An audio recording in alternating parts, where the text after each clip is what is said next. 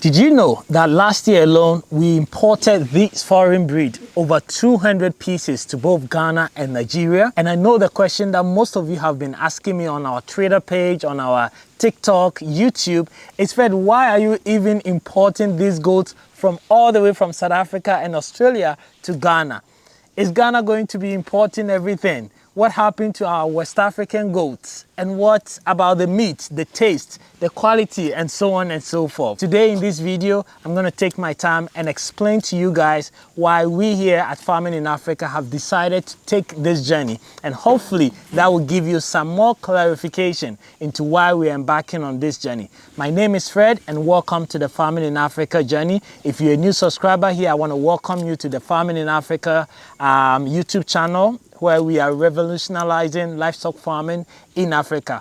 Feel free to subscribe if you haven't, but if this is a question that you have for us, then stay tuned and I'm coming right with the better explanation for you.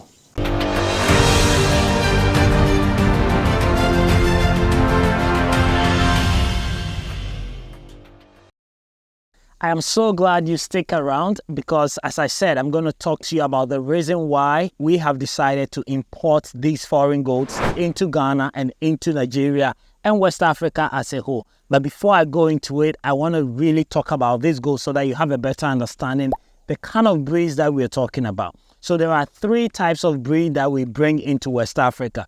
Number one is the Boer goats. So the Boer goats have their whole body is white, and then they have a red neck, right? And those are the Boer goats. Then we have the Savannah goats who are plain white. So they have no color or nothing on their bodies, just a plain white goat. And then the last is the Kalahari red, which is basically the red body with no other color mixed to it. So these are the three breeds of goats that we are importing into the country. So far, so good. We've been doing this for about 2 years in our farm.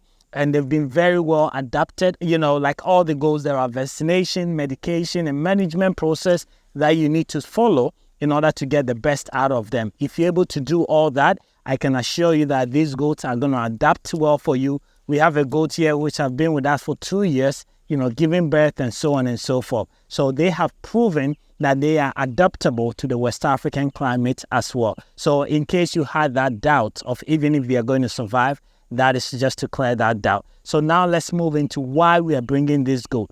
Point number one is to improve the genetics that we have here. What do I mean by genetics? So the goats, the West African goats that we have here, we can all agree that these goats are all crossbreeded. Nobody in West Africa is keeping better track of these goats to be able to make sure that this bloodline doesn't cross this bloodline. And therefore, we all know that when animals crossbreed, you tend to have a lot of mortality rates, whether with the kids or even the moms. You tend to have a lot of sickle cells in them, and it's just so many other things that prevents them from growing and getting to the size that they are. If you really want to do farming seriously, you really want to make sure that you have your bloodline and you're tracking that, right? So I can go to the market and all these goats are missed. Nobody knows who crossed who. So number one, in order for me to improve the genetic and have the right track or history or bloodline of this goat, I wanted to be able to have a goat that I can have the history of it or know that this goat is not crossbreeded and are from different, bloodlines. So that's the number one. And now we all know that as we improve the genetics, what means that we can now start crossing these goats with the West African goats. Yes, these goats are too huge in case we want to cross them directly.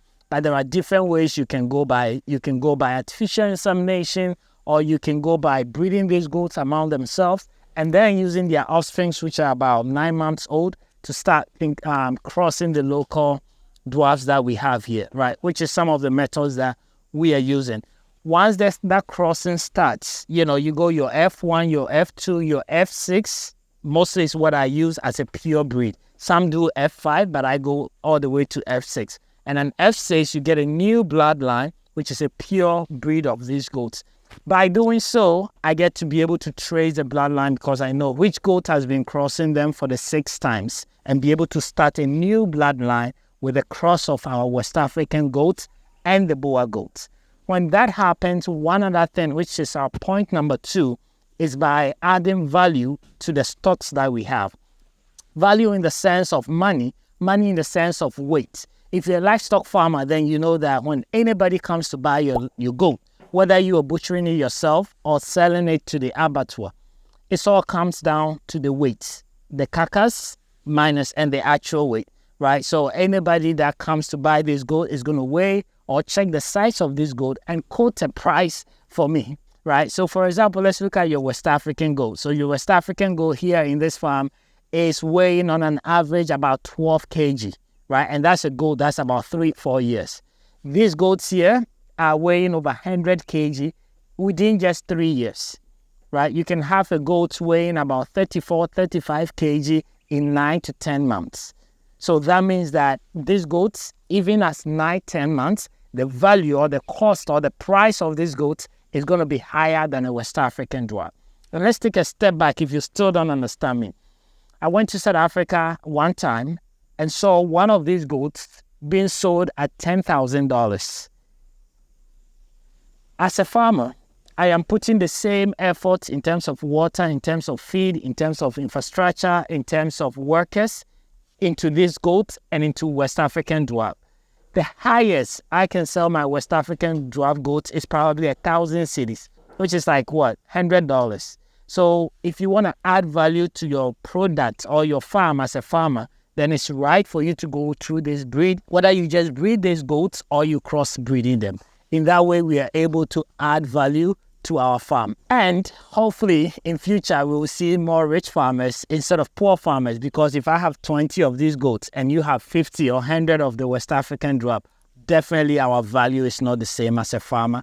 Even though you have 24 hours, I also have 24 hours to put into our farm. And to us, that is what we mean by adding value to our farm or to our livestock here at the farm. So point number 3 is also to reduce the cost of these goats. So at the moment, we are importing these goats at a very expensive price. And I know most of you who inquire about this goat, the price are scaring you, you cannot afford it. That is okay. The goal for me is not to always import these goats, but to bring enough for us to breed here in West Africa and have enough here so that tomorrow when you want this goat, I can either sell to you a hybrid or I can sell to you a pure genetic goat that you can have the bloodline. As you guys seen, I have, I'm taking records of all these goats, every goat that we've imported into West Africa. We have all the record. We are monitoring them. When they give birth, we are tagging them. So we have all these records so that someday when you come, you'll be able to buy a goat from Ghana.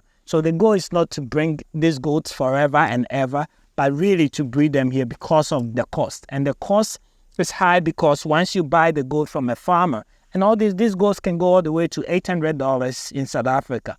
Now you have to do your medication and get a certificate from a vet in South Africa that these goats have been medicated on this and this and that, and they are free of diseases. Then now you are allowed to import this goat. Now you look at the country requirements. So Ghana requires a lot of vaccination that we need to give. So then we will do that as well and then quarantine this goat for 21 days. So you're paying for that vet, you're paying for all those medication, and you're paying for quarantine fee for 21 days. Once you're done, you then need to now book your freight. So your freight, you're using either South African Airways or whatever flight that you're using, and that's not going to cost you less than $12,000. And then you send them into your country. When they get into your country, now you also need to pay your duties, ground handling, all those things, agent clearing fees in Ghana, in Nigeria, wherever you're sending your goats to. Adding all this to it basically multiplies the price of the goats in South Africa. And that is why it is not even sustainable for me or anybody to continue importing this goat. But it does make sense that some of us sacrifice to do that for the greater good, right? Whatever we have in Ghana, whether cocoa or whatever, somebody had to sacrifice and bring it here. And now everybody can get it. So that's what we're doing. These are the 3 main reasons why we are bringing these goats to Ghana. Let me know in the comments below what you guys think. If you agree with me, if you have better option, but the West African goats are forever going to be West African goat. But as a farmer, I think I deserve the opportunity to increase my value. Again, get more return on my investment than just to stick to one. Don't forget, we're also not just doing these goats. We're also looking at the Sahelian goats that we brought from Mali and Niger, and we are crossbreeding all of them. At the end of the day, it's business we are doing and not a passion not a retirement job. So if you're thinking about doing goat farming the right way, and the business way, look at the link below. Schedule some time with me. Let's talk one-on-one. Let's help you out build your farm the right way as well. Thank you very much for watching this video, and I'll see you in the next video.